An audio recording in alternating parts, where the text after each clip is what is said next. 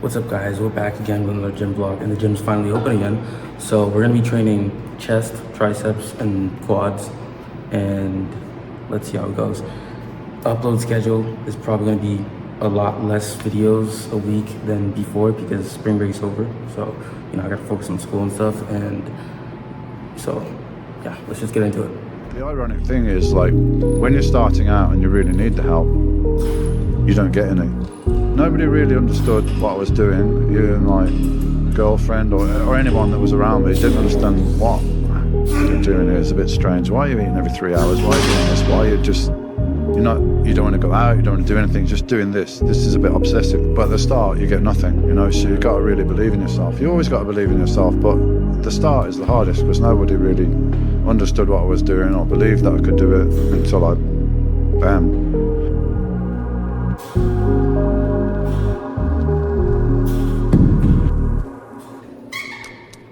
You need time alone to discover these things. And some people fight being alone. They fight being alone. They fight being single. They don't enjoy it. They just invite anybody over. You invite people over you don't even like. Just come on over, girl, come on over. Let's just hang out because you're afraid of being alone and you're avoid of thinking. Time alone is important. Time alone gives you, first of all, God discovery. You begin to understand who God is. You cannot understand who God is in a crowd. And Jacob was left alone with God, and God called Abraham alone, and Moses went to the backside of the mountain and was alone. It's always when you're alone when God reveals himself. God didn't show himself to the Virgin Mary while she was in the crowd shopping with her girlfriends. When the angel showed up and said, Mary, you favored amongst women, you're going to have Jesus. She was by herself. Whenever anything significantly happens to you in a spiritual capacity, it happens when you are alone. You love this game? I mean, love it with your whole heart.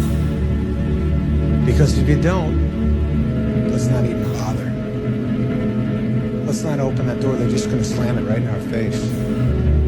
I love this game. I live this game. There's 1,000 other guys waiting in the wings who are obsessed with this game. Obsession's gonna be talent every time. You got all the talent in the world, but are you obsessed? Is it all you ever think about? Let's face it, it's you against you out there. Greatness. It's just something we made up.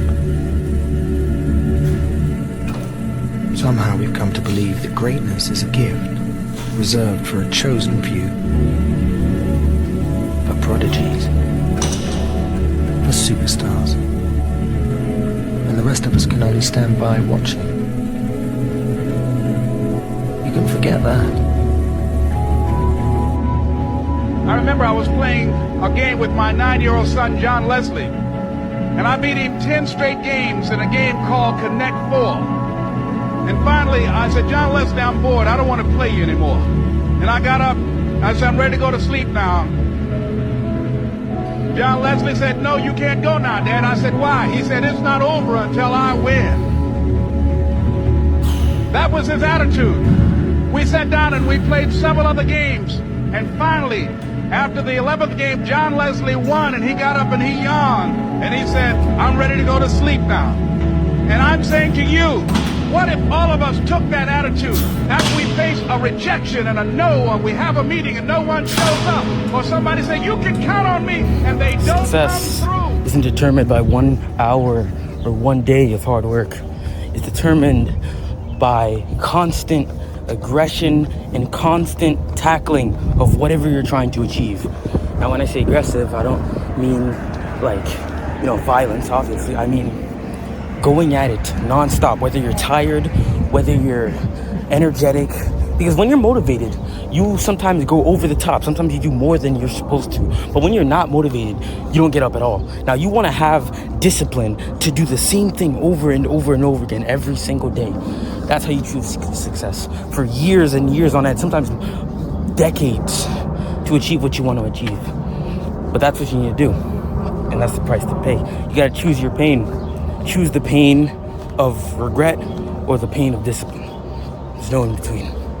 Because when you're comfortable, it doesn't hurt now, but later on, you'll regret that you didn't do what you were supposed to do. And And that pain is far worse than all the pain that accumulated from being disciplined and working every single day and being uncomfortable.